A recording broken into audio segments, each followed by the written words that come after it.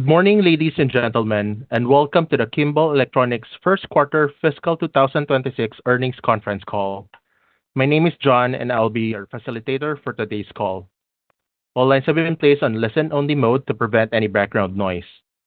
After the completion of the prepared remarks from the Kimball Electronics leadership team, there will be a question-and-answer period. To ask a question, simply press star, then the number one on your telephone keypad. Today's call, November 6, 2025, is being recorded. A replay of the call will be available on the Investor Relations page of the Kimball Electronics website.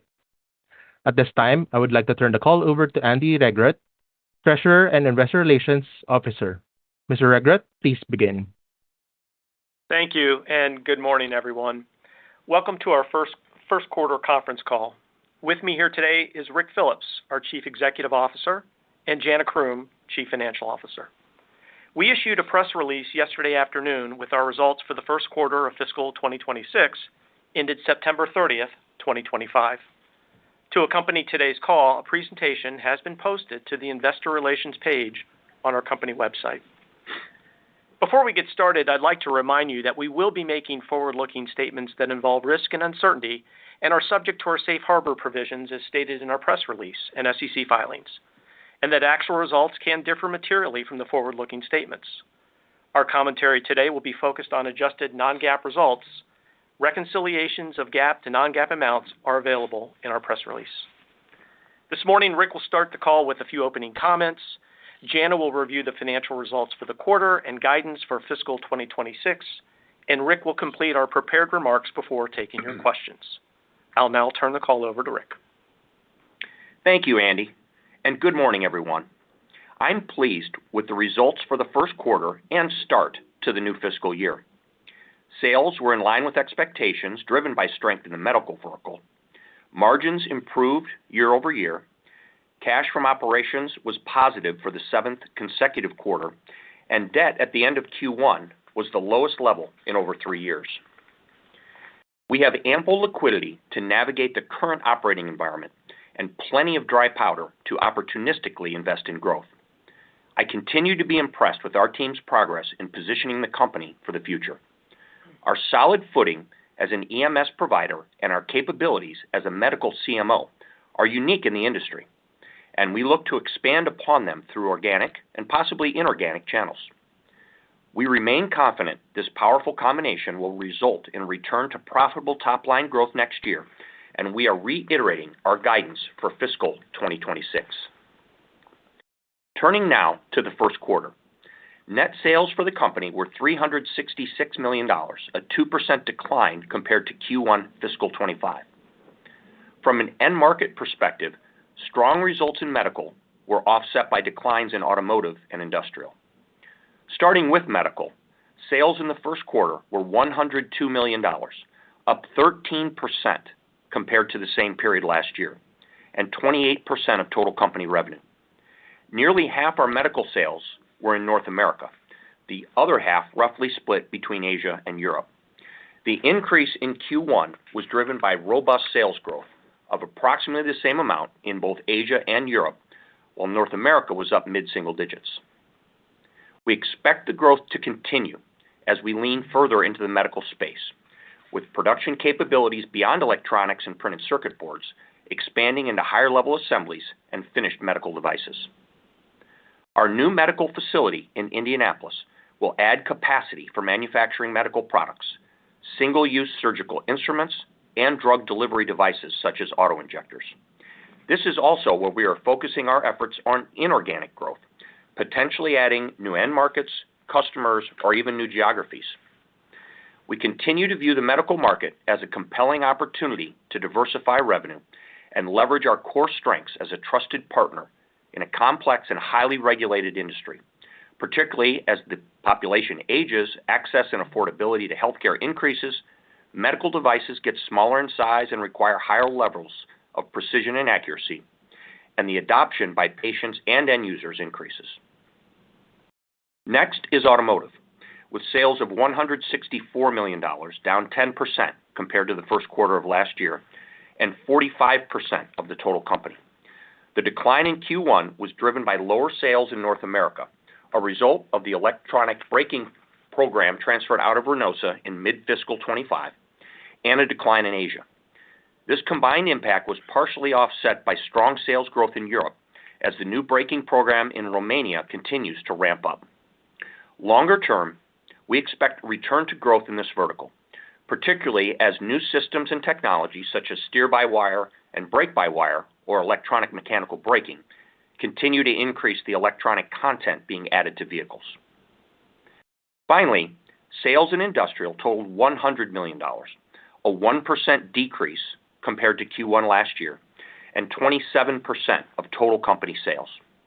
Our industrial business is heavily concentrated in North America, and the decline this quarter was in the low single-digit range, where we are seeing softening demand for HVAC driven by the slowing housing market.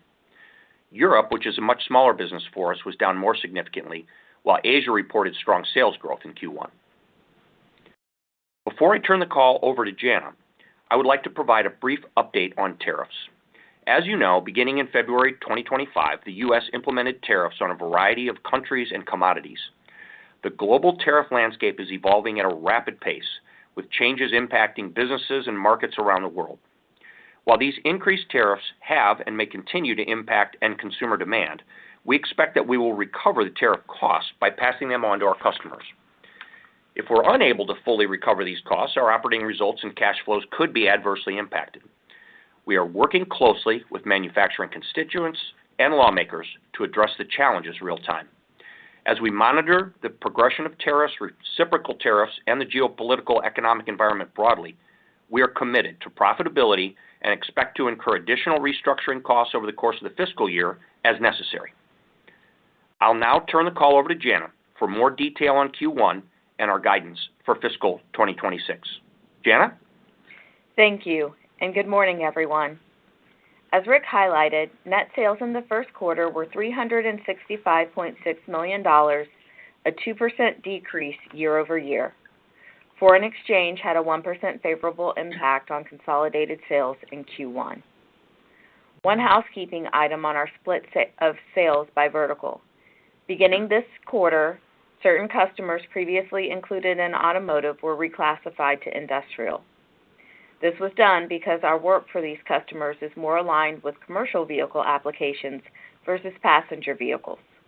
All prior periods have been recast for comparability. The gross margin rate in the first quarter was 7.9%, a 160 basis point increase compared to 6.3% in the same period of fiscal 2025, with the improvement driven by favorable product mix, the closure of our Tampa facility, and global restructuring efforts.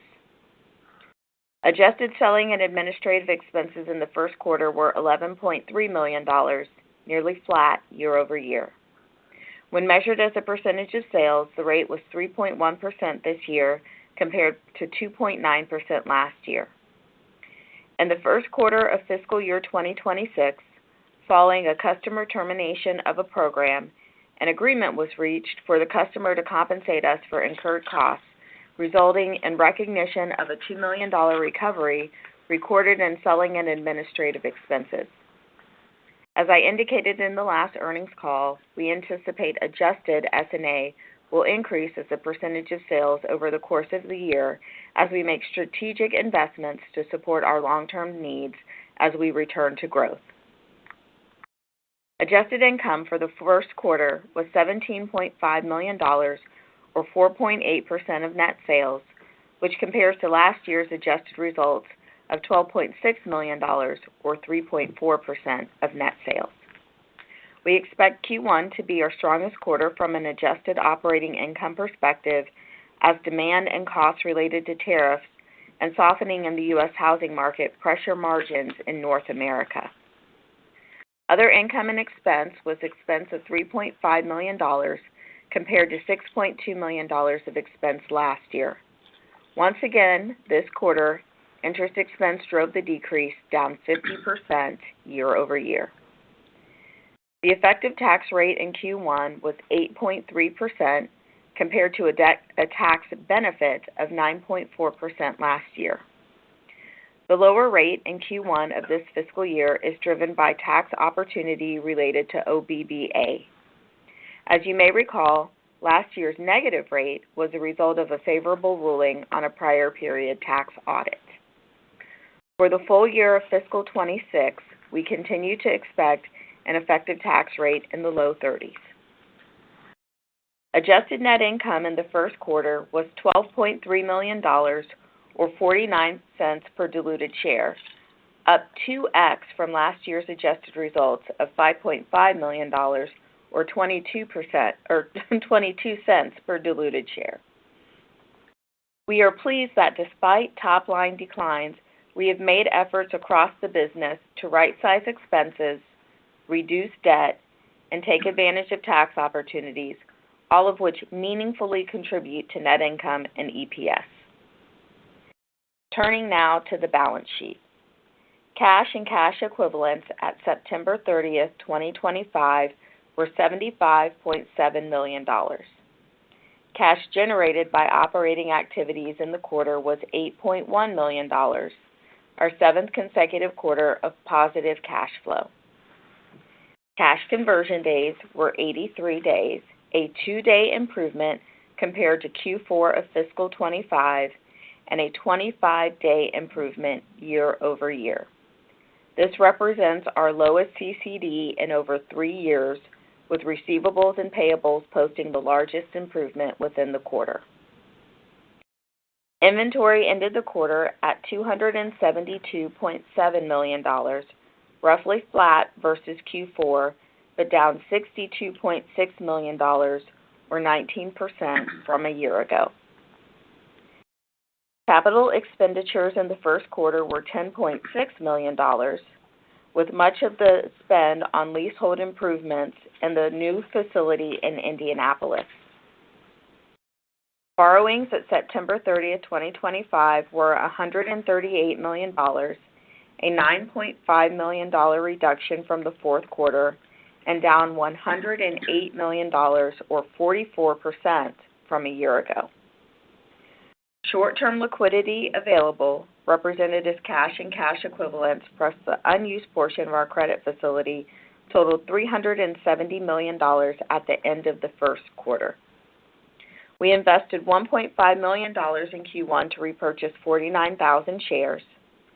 Since October 2015, under our board-authorized share repurchase program, a total of $105.2 million has been returned to our share owners by purchasing 6.7 million shares of common stock. We have $14.8 million remaining on the repurchase program. As Rick mentioned, we are reiterating our guidance for fiscal 26, with net sales expected to be in the range of $1.35 to $1.45 billion and adjusted operating income of 4 to 4.25% of net sales. We continue to estimate capital expenditures of $50 to $60 million in the fiscal year. I'll now turn the call back over to Rick. Thanks, Jana. Before we open the lines for questions, I'd like to share a few thoughts. It is customary at the beginning of the fiscal year that I complete a profit-sharing bonus tour. It's an opportunity to travel to each location in our global footprint, connect with the teams, and experience real-time the strides we're making to return to profitable growth. I'm very pleased with our progress, whether it's in the new business we're winning in all verticals, improvements in our operations, quality, on-time delivery, or cost initiatives. The engagement and accomplishments are evident. I'm also very encouraged by the early impacts on the top line in the medical business. This is expected to continue. As we evaluate the medical CMO space, we see an opportunity for accelerated growth and higher margins over time. Our strategy to pursue growth with blue-chip customers with long product life cycles and a high degree of visibility. We're building a scalable platform that supports the work we already do well, creates opportunities for vertical integration, and positions us to take on more of the complex programs that align with our strengths. A great example is the new facility in Indianapolis, adding production capabilities and capacity. But it's not the only. Our medical businesses in Thailand and Poland, focused on HLAs and finished devices, are also having a meaningful impact. As I noted earlier, we are looking to augment this growth with a tuck-in acquisition strategy that will add new end markets, manufacturing capabilities, and new customer relationships.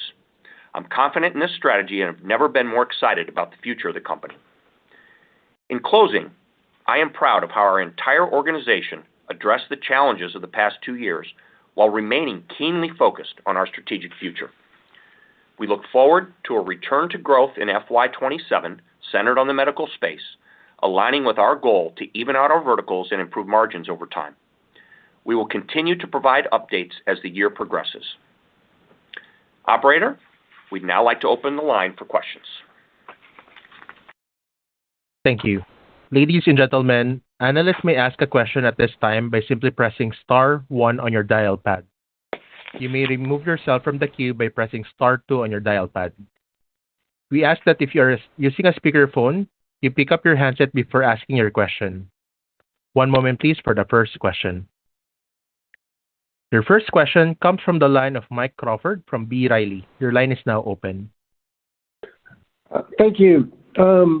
And really appreciate the working capital management. But as Kimball resumes top-line growth, is that around the same time we should also expect to see an increase in working capital, or is there still more work progress you can make there? Hey, good morning, Mike. That's a great question. So, yeah, I would not expect a significant amount of increased working capital management and debt reduction. To your point, as we prepare for growth in FY27, we're going to have to buy all the inventory. We're going to, and so I would actually take that as a good sign. So to your point, we've done a lot to wring out the excess inventory in the balance sheet and improve working capital. But as we return to growth, you're going to see us have to spend some dollars, and you're going to see those numbers start to move. And Jana, the cash conversion days, is this a good level to think about it remaining stable at? Ideally, I would like it to have, a 7 in front of it, but realistically, if we just stay where we are, in the very low 80s, particularly as we start to grow the business again, I think stabilizing it here is pretty good. Okay, thank you. And then, we like the 7.2% EBITDA margin in the quarter, and we do have the message and as modeled have that stepping down for the rest of this year. But, we also had that declining further next year. And is that the wrong way to be thinking about your business given where you are, or is it too early to tell? Well, so it is early days to think about FY27, but I will say this. I would not expect a deterioration, right? As we return to growth, as we get better absorption in our facilities, and we're going to work to do some additional restructuring over FY26, we would actually expect EBITDA in FY27 to be better, right? We need to get to a consistent adjusted operating income margin of 5 and then corresponding EBITDA margin on top of that. So I would not be projecting declines next fiscal year. Great. Well, thank you very much. Yeah. Your next question comes from the line of Max Michaelis from Lake Street. Your line is now open. Hey guys, nice quarter, and thanks for taking my question. I want to jump to the medical segment here, and I know you talked about some inorganic opportunities. So what's sort of the focus around potential acquisitions and maybe expanding already current platform offerings or kind of heading into new markets? And then can you also touch on some of those new markets that are kind of at the top of the charts? Sure. Hi, Max. Good morning, and thanks for your question. Yeah, definitely an area from an M&A standpoint that we are continuing to explore. It would be focused in the medical CMO space specifically. We like our differentiated capabilities there with our ability to handle drug and have significant experience with the FDA and so on. But there's always additional extensions of that that we could think about. And as I mentioned, that could include new technologies that extend us and allow us to play a bigger role with our customers there. It could include new customers. It could include new geographies. So we look quite broadly at those potential opportunities, but again, very focused only on the medical CMO space at this point. All right, perfect. And then looking at my notes from last quarter, I think outside of medical growth, I think you guys maybe had expected some modest industrial growth. And I know sort of the HVAC softness kind of hindered that this quarter, but do you see any sort of maybe break even or maybe low single-digit growth in the industrial, or should we kind of think of kind of the declining 1% as a solid cadence throughout the rest of the year? So you could take Q1 results in terms of percentage of sales increase as sort of a proxy for full year FY26. So industrial is going to be softer than we had previously anticipated. Medical is going to be much stronger. And automotive is going to come in roughly as expected. Okay, perfect. And then just sort of your largest customer on the medical side in the respiratory care, the assembly and higher level assemblies, how did that perform in the quarter up to your expectations or compared to your expectations? It's been very good. It's been very good. Our relationship with that customer has probably never been better. We expect continued growth, and the partnership in that program that we talked about has been very strong. So we feel good about that. All righty. Congrats on the quarter, guys. Thanks for taking my questions. Thank you. Thanks, Max. Your next question comes from the line of Derek Soderberg from Cantor. Your line is now open. Yeah. Hey, Rick. Hey, Jana. So I want to start with the medical segment, ramping up really nicely here on an organic basis. To me, it feels like you guys have been signing on new programs for over a year now, meaning these programs are starting to reach production and revenue. Can you talk about that pipeline of medical projects sort of turning into revenue over the next 6 months, maybe how that compares to, where we were sort of at a year ago and how it sort of sets up the company for accelerated growth? How does that pipeline of those projects turning on, look over the next 6 months? Thanks, Derek. Yeah, we're really pleased with our funnel. I mean, we're very focused, across our leadership team on driving growth in medical, and so we have very regular reviews of what new has come into the funnel, what did we win, what can we add, and so the outcome of those things in the funnel are uncertain, of course, but I would say the volume of that, particularly in medical, as you ask, is as high as it's been. So we're really pleased about that, and we're hoping to close those as we move throughout the year, and again, we track it really closely, but good funnel. And I think it's important to note the growth in medical was not centered in one customer or one program. It wasn't even centered in one geography, right? And so the growth that you saw in medical was split between Europe, Asia, with a smaller piece in North America. So to your point, and Rick's point, multiple programs and customers. Yeah, that's great to hear. And then just a quick one on the automotive segment. Can you maybe talk about the core automotive business? What's maybe the run rate of high visibility revenue, revenue with longstanding customers on, your core products? Can you talk about that? Are we sort of bottoming here in automotive? It sounds like we're going to be kind of flattish from here. It's hard to say, Derek. I mean, I actually just met with our top 4 automotive customers in a week, and I'd say that they anticipate challenges over the next couple of years in the overall automotive market. So again, we really like where we're positioned, and electronic content being added to vehicles is huge for us. Our relationships are strong. We're continuing to be strategically focused in those areas of automotive that work for us and that are not commoditized. But we anticipate continued pressure, whether it's from tariffs or the impacts on the economies around the world that put pressure on people buying cars. Got it. That's helpful. And then, Jana, a couple for you. Just with the balance sheet where it's at, you guys are buying shares back, paying down debt, much leaner company than you had been in the past. How are you feeling about, there was a question on inorganic growth.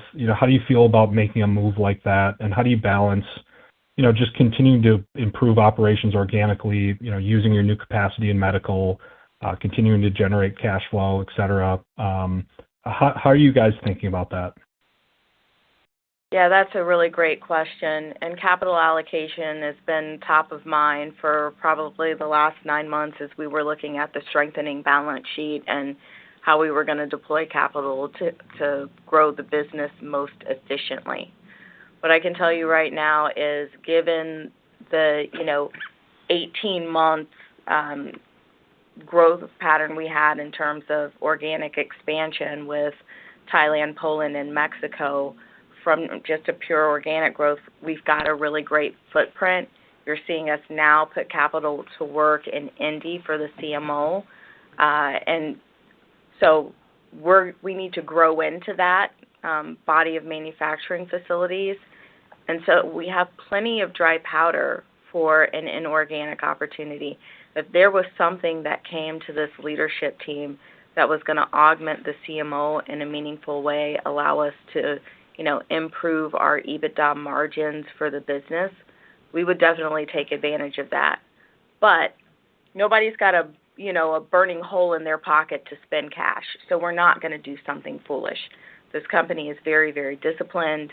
I think you guys know I'm a balance sheet CFO, and so it would have to be really thoughtful. We wouldn't want to issue equity to do it unless it was, something absolutely compelling. And quite honestly, I don't see that being feasible. And so it's how much debt can you spend and still keep your balance sheet strong enough to support the working capital needs of the organization while it returns to growth. Yep. Got it. And one final one, Jana. Can you talk about the accelerated depreciation within the latest, the big beautiful bill? Is that impactful for you guys at all? And that's my last question. Thanks. It is. And so the bigger impact for us for OBBA is, certainly accelerated depreciation, but some things that we were able to take advantage of related to specifically interest expense deductions on domestic income. And that for us was actually a slightly bigger benefit. We're looking specifically at R&D credits and some other things that we can take advantage of for sure as well. And I'll Got it. That's helpful. We're still working through it. Yeah. Thanks, Jana. As a reminder, should you have a question, please press star followed by the number 1 on your dial pad. Your next question comes from the line of Anya Soderstrom from Sidoti. Your line is now open. Hi, thank you for taking my question. I'm just curious with the gross margin expansion despite the lower revenue, what's the puts and takes for that? Good morning, Anya. Sorry, you just caught me having a big drink of water. So a few things related to gross margin.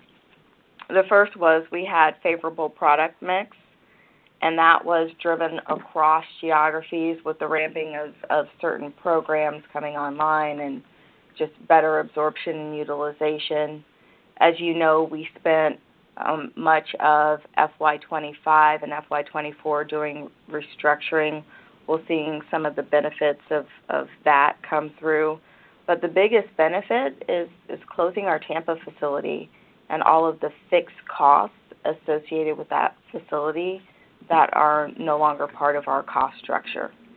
And one of the things that we're doing is continuing to evaluate cost structure, restructuring efforts, S&A needs as we grow to figure out timing of some of those things so that we can hold not just gross margin but S&A at a level that we're delivering solid operating income margin and EBITDA to our shareholders. And that's really important. Okay. And then did you say you expect the SG&A to increase as a percentage of sales for the rest of the year? We do. It was artificially low in FY25 purposefully, and that was a result of us being really mindful about the challenges that we were having and the need to tighten the belt. But similar to working capital needs, there's S&A that we are going to have to spend in order to prepare for the growth. Okay, and then that should come down then in 2027 as you expand your revenue and... Yeah, and the focus areas for S&A are really going to be around things like technology, business development, areas where we just need to grow so that we can support the business. Okay, and then how do you touched on it a little bit already in terms of debt reduction, but how should we think about further debt reduction? So I actually think next quarter debt's going to climb just a little bit. And it's going to be due to some of the needs that we have to prepare. So think about FY27 return to growth MPI launch. We had to order all of that inventory. It's got to come in now so that we can be prepared for it. And so you're going to see us spending a little bit in support of the growth that's coming. But I actually take that as a really good sign. Mm-hmm. And then in terms of M&A opportunities, seems like you are quite actively looking for opportunities there. How would you say the market has changed over the recent quarter? So M&A has been really interesting, especially as a strategic buyer, right? And so what you saw probably for the last 3-4 years was the PE companies being prepared to pay what I would consider to be somewhat absorbent multiples to buy up some of these companies. What you're seeing now is a much more rational market, people being able to, have the confidence to walk away if something just seems overly expensive. And so because of that rationality, we actually feel better about being able to buy the right opportunity at the right price point and then integrate it and grow it as part of our CMO strategy. But we are very disciplined as a strategic. We don't want to get in over our skis. We've got a solid organic growth strategy. Nobody's got a burning hole in their pocket where we're going to do something that is not going to drive shareholder value, first and foremost. Okay, thank you. That was all for me. As a reminder, if you wish to ask a question, please press star 1.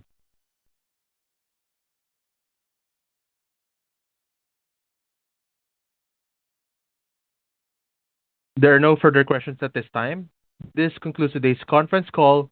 A telephone replay of the call can be accessed by dialing 877-660-6853 or 201-612-7415 with the access code 13756492.